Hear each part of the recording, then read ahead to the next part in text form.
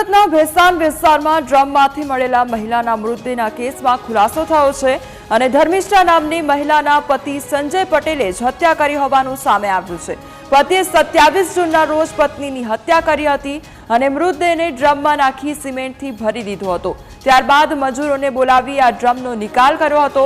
તો ભેસાણ પોલીસે અંદાજિત 200 જેટલા સીસીટીવી કેમેરા ચેક કર્યા અને 50થી વધુ સોસાયટીઓ અને લેબર કોલોનીમાં તપાસ કરી હત્યારા પતિની ધરપકડ કરી છે। સુરતનો આ સમગ્ર મામલો સામે આવ્યો છે, જેમાં પતિ દ્વારા જ હત્યા કરવામાં આવી હોય તે અંગેની માહિતી સામે આવી છે। તો મહિલાની હત્યાનો ભેદ ઉકેલાયો છે અને પતિ દ્વારા જ મહિલાની હત્યા કરવામાં આવી હતી। તો ધર્મિષ્ઠા નામની મહિલાના પતિ સંજય પટેલે જ હત્યા કરી હોવાનું સામે આવ્યું છે। પતિએ 27 જૂનના રોજ પત્નીની હત્યા કરી હતી અને મૃતદેહને ડ્રમમાં નાખી સિમેન્ટથી ભરી દીધો હતો અને ત્યારબાદ મજૂરોને બોલાવી આ ડ્રમનો નિકાલ કરવામાં આવ્યો હતો। ત્યારબાદ પોલીસ દ્વારા સીસીટીવીની તપાસ હાથ ધરવામાં આવી હતી। 50 જેટલા તેમજ 200 જેટલા સીસીટીવી કેમેરા ચેક કરવામાં આવ્યા હતા અને 50થી વધુ સોસાયટીઓ અને લેબર કોલોનીમાં તપાસ કરવામાં આવી હતી।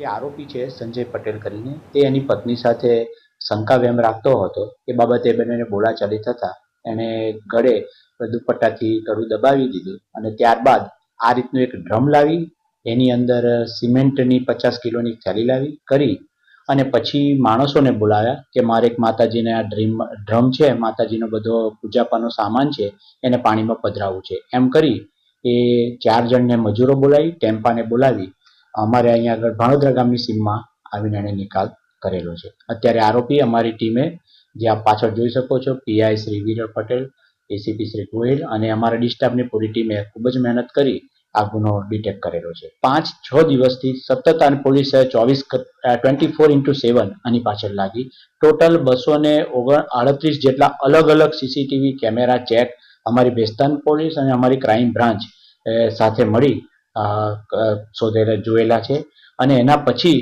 અમે આની સુધી પહોંચેલા છે। સૌથી બેસ્ટ વસ્તુ કહેવાય તો જે ડ્રમ હતું, ડ્રમની ઉપર જે એક બેચ નંબર હોય, અમારા પીઆઈ શ્રી પહેલા જ દિવસે એની પર ધ્યાન કેન્દ્રિત કરી કે આ ક્યાં ગયું છે, જે બેચ નંબર પરથી એના પરથી આખો ગુનો ડિટેક્ટ થયો છે। મહિલાની ઓળખ ત્યાર પછી જ સ્થાપિત થઈ છે।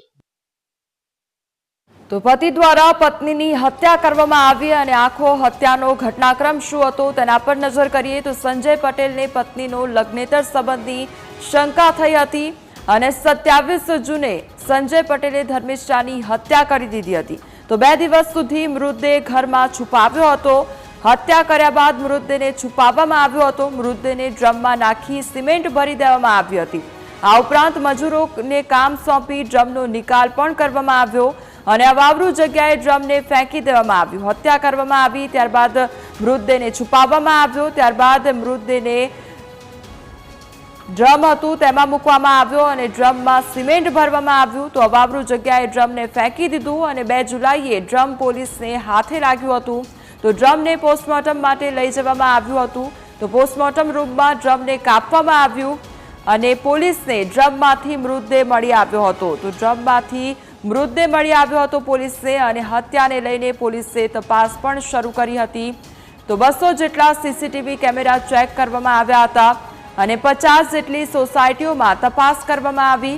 ત્યારબાદ ડ્રમના બેચ નંબરના આધારે તપાસ શરૂ થઈ હતી। તો ડ્રમને પોસ્ટમોર્ટમ માટે લઈ જવામાં આવ્યું હતું અને ત્યારબાદ તેમાંથી મૃતદેહ નીકળતા વધુ તપાસ હાથ ધરવામાં આવી હતી।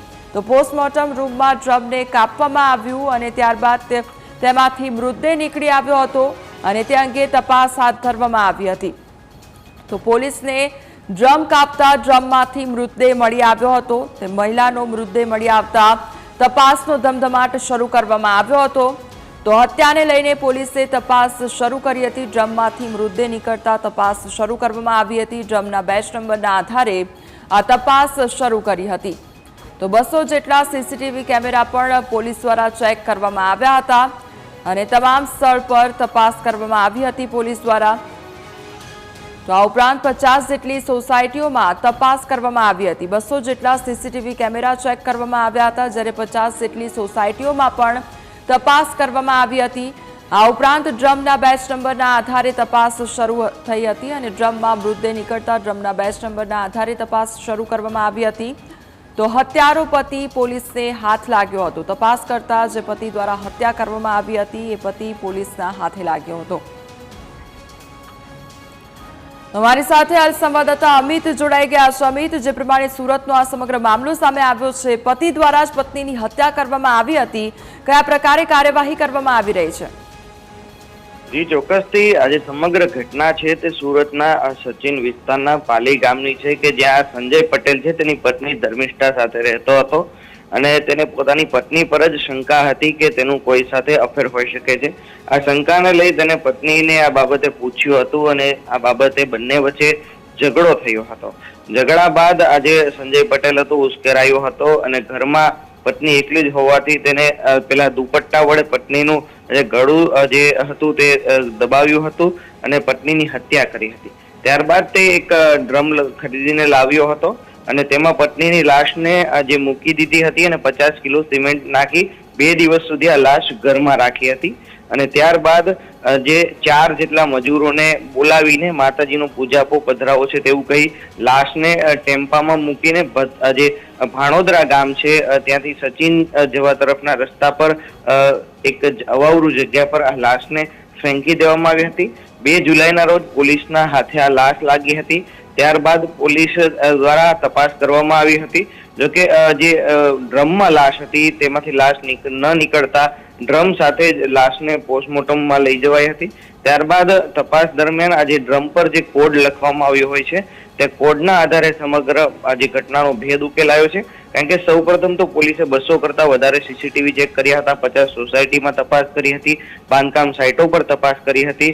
જોકે આ તમામ બાબતો પર નિષ્ફળતા મળતા જે ડ્રમનો જે કોડ હતો તેના આધારે ભંગારની દુકાનો જે હોય છે ત્યાં તપાસ કરી સીસીટીવી ફૂટેજ સામે આવ્યા હતા કે સંજય પટેલ છે તે બાઇક પર આ જે ડ્રમ લઈ જઈ રહ્યો છે. ત્યારબાદ સંજય પટેલની અટકાયત કરી પૂછપરછમાં તેને કબૂલાત કરી છે કે ઝઘડા દરમિયાન તેની પત્નીની હત્યા કરી હતી. જી અમિત, સમગ્ર માહિતી બદલ આપનો આભાર.